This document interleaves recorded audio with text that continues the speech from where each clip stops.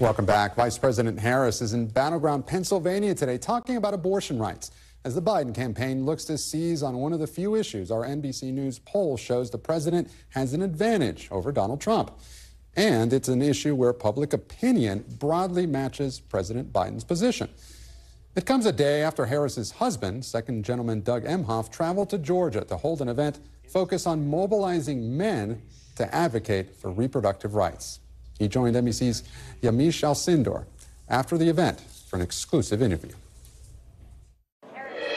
It's a topic rarely discussed and one the second gentleman is focusing on, the role men can play in advocating for abortion rights. It is a medical health care crisis. On Tuesday, in an exclusive interview with NBC, Doug Emhoff said he wants men to see reproductive health care as an issue impacting the fundamental freedoms of everyone. This is an issue of fairness to women. Women are dying.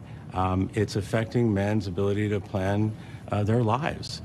And it's also an issue of what's next, what other freedoms are at risk. Emhoff spoke to NBC in Atlanta, where he convened a panel on the role men can play in pushing for abortion access. The event was timed to mark the 5th anniversary of Georgia's 6-week ban on most abortions. Being in this position of being second gentleman and also being the first man ever to be in this role, it just would be wrong for me not to use this microphone to advocate for this issue. What's your message to the many male lawmakers that we've seen be part of restricting abortion rights? Stop it. Listen to the people in this country.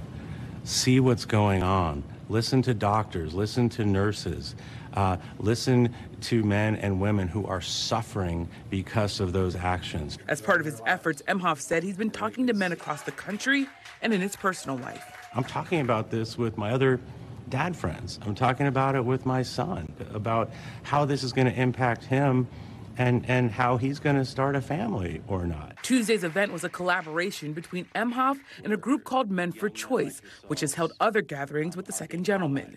Cecil Price III is a Morehouse student and a member of Men for Choice. It hurts me to see that potentially the rights of my sisters, of my mother, can be taken away.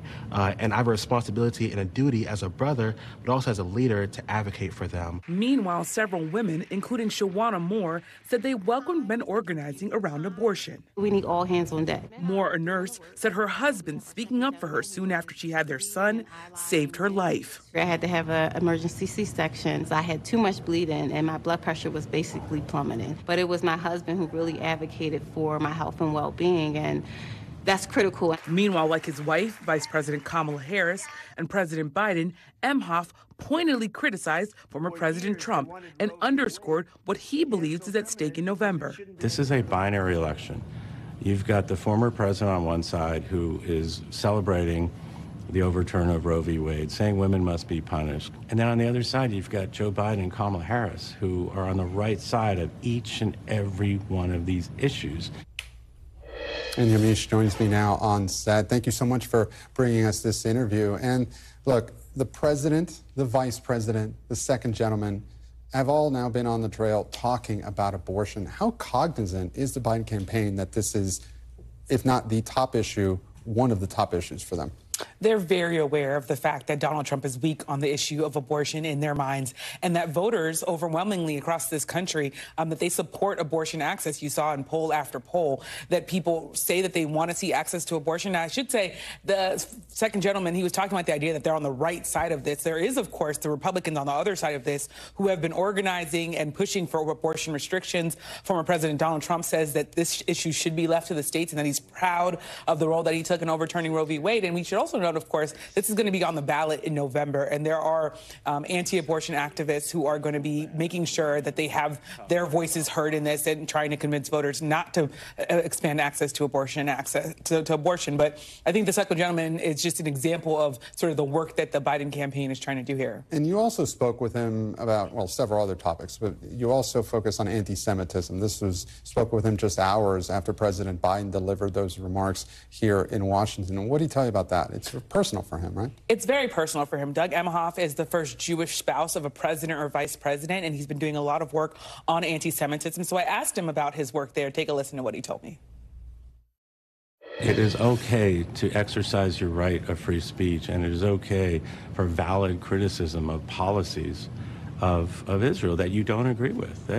That's okay to do that. But when it crosses over into what we've seen, you know, someone holding up a sign that says, pointing at Jewish students, Hamas, that's your next victim. That is just outrageous. It's wrong. It's anti-Semitic, and it must stop.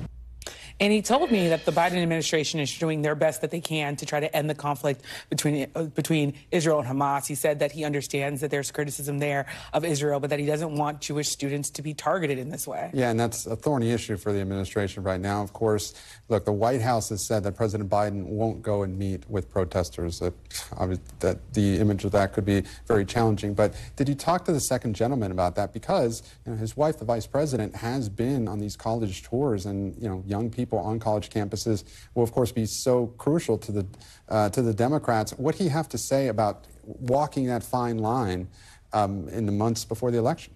Well, he told me he's going to be going to college campuses to talk about anti-Semitism, to talk about abortion rights.